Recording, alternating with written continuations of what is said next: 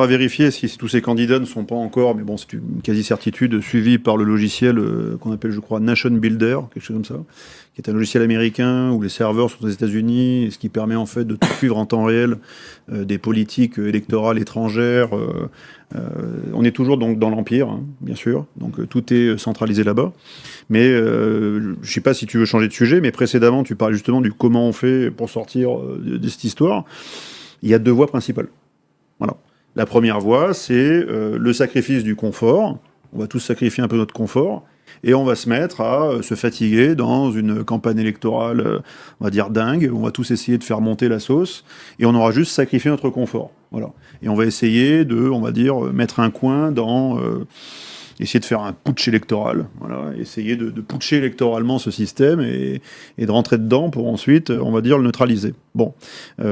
Probabilité faible. Mais qui permet simplement d'avoir une exposition médiatique permettant de faire passer des idées. Point barre. Voilà. Deuxième option, sacrifice de la liberté, voire sacrifice de la vie, le putsch. Ça, on s'en fout. Hein. J'étais blacklisté de différents médias mainstream et dissidents pour ce que j'avais fait à l'époque. Donc je sais pas si c'est admirable. Bon, après en même temps, ils ont crucifié le Christ, hein, donc et pourtant il était l'homme Dieu. Donc c'est pas grave en soi. Mais voilà, pour revenir à ces choses-là, les choses sont binaires. Voilà, et il faut simplement avoir cette notion de 3 sacrifices possibles. Donc on parlait du Christ. Voilà, lui il a sacrifié tout, voilà, pour nous, pour racheter nos péchés. Sommes-nous capables de sacrifier un peu de notre confort pour essayer de sauver ce pays? Voilà. Veut-on ou pas l'arracher aux griffes de la République? Avons-nous compris ce qu'est la République? Avons-nous compris le projet derrière la République franc-maçonne? Primo. Avons-nous compris le projet derrière les Lumières? Secondo. Avons-nous compris le projet derrière les Lumières et derrière donc ce contrôle judéo-protestant donc de la Révolution française?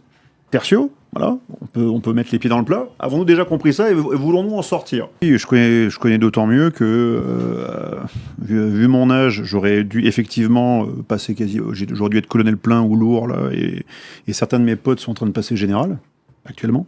Donc de ma promo, moi j'ai 44 ans, je suis sorti de cire, j'avais donc 23 ans. Maintenant, la plupart de mes potes de promo commandent des régiments ou des bureaux opérationnels ou bureaux logistiques ou sont officiers à certains niveaux des états-majors. D'accord ? Il faut bien comprendre que le milieu militaire est un milieu qui est certainement conscient de tout ce qui se passe, mais qui est quand même pas en marge de la société, mais très en décalage. Moi-même, quand je suis sorti en fait des forces armées, que j'ai démissionné, il m'a fallu un certain temps pour m'acclimater, pour sortir, pour comprendre certaines choses, quoi. Donc ils voient bien, ils sont aussi intelligents que toi et moi, que nous tous, mais ils sont un petit peu entre guillemets formatés et matrixés dans un système, d'accord ? Les plus hauts, effectivement, il y a le problème du carriérisme, évidemment. Il y a le problème du conformisme social aussi. On ne doit pas trahir, on ne doit pas déroger à ses engagements, à différentes choses. Il y a tout cela, évidemment. Mais il y a aussi le problème générationnel, où on recrute dans les forces armées, officiers, sous-officiers, militaires, aviateurs et j'en passe, soldats, des membres qui viennent de la société d'il y a, mettons, 20, 30, 40 ans. Post-80, post-90. D'accord ? Moi, je suis né en 82, par exemple. C'est des générations qui, déjà, ont connu les opérations extérieures. Ils ont connu un retour à la guerre à partir de l'Afghanistan, quand ça commençait à chauffer en 2008-2010, et ensuite au Sahel. Donc, ils sont revenus dans la guerre tardivement. C'est pas les mêmes officiers qu'on avait Deuxième Guerre mondiale, Indochine, Algérie, c'est pas pareil. Ça peut le redevenir, mais c'est pas pareil. Ce qui veut dire que la plupart des officiers sont des officiers à composante, on va dire, majoritairement formation, état-major, soutien, et un peu combattant. Mais si on avait en face de nous 2000, 3000, 4000 officiers, et leurs soldats et leurs sous-officiers, et tout ce qu'ils ont pu fraterniser dans les guerres combattants, ça n'aurait pas été la même démarche. Il ne faut pas oublier ce qui a été traumatisé, enfin, et j'en finirai là, les forces armées dans ce pays, c'est 1961. C'est-à-dire que le putsch d'Alger. Voilà. Des généraux, mais l'article 16. Voilà, le putsch des généraux, c'est-à-dire ce que De Gaulle a appelé à l'époque le carteron de généraux en retraite. C'était un carteron 7, mais ils étaient loin d'être en retraite. Et il y avait parmi ces 4, Raoul Salan, qui était l'un des généraux les plus décorés de l'armée française et les plus respectés de l'armée française.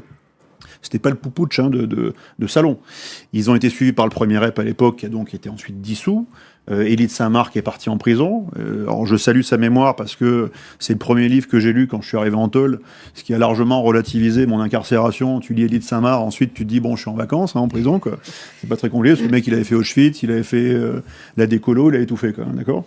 Et il faut comprendre à l'époque que même De Gaulle, auréolé de la libération, auréolé de son retour en force en 58, tout ça, quand il y a 61, il réunit tous les officiers de France, je crois que c'est à Strasbourg de mémoire, je crois que c'était juste après 61, 62, au champ de la Marseillaise. Je crois que tu as 5 ou 6 000 officiers qui lui tournent le dos. C'était fort à l'époque. Maintenant, je ne sais même pas s'ils lui servent du monsieur le président en longueur de journée, alors que le mec qui est en haut, là, n'a pas été foutu de remplir ses obligations militaires, écamé du matin au soir, d'accord, qui peut caresser tous les jours le bouton nucléaire. J'espère qu'il est en redescente quand il caresse le bouton nucléaire, qu'il redevient un petit peu lucide et conscient. On est face à... On revient aux atteintes aux intérêts fondamentaux de la nation. Ça en fait partie. Quand et j'écoutais en fait les qualifications, j'attendais la consommation de stupéfiants. Bon, elle n'est pas arrivée dans la liste. Mais on est face à des agents de l'étranger, compromis, corrompus, et en plus sous drogue, ce qui rend leur rôle et leur fonction absolument illégitime, mais surtout illégale.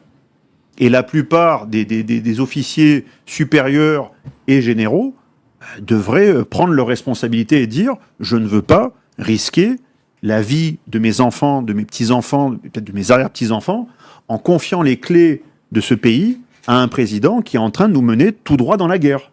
Je ne le veux pas. Et je prends mes responsabilités pour l'histoire, pour la postérité. Je suis Élie de Saint-Marc. Bien, soyez des Élie de Saint-Marc. Voilà. Mais bien sûr. Cher au bon tweet. Ton actualité. Je voulais juste dire une chose. Il y a 2 probabilités qui peuvent donner de l'espoir, mais pourtant ça vient de chiffres, donc c'est quelque chose de factuel. Allez. C'est que, rappelez-vous, le sondage fait par le Figaro, qui est une institution respectable et sérieuse, qui est favorable à un putsch en France?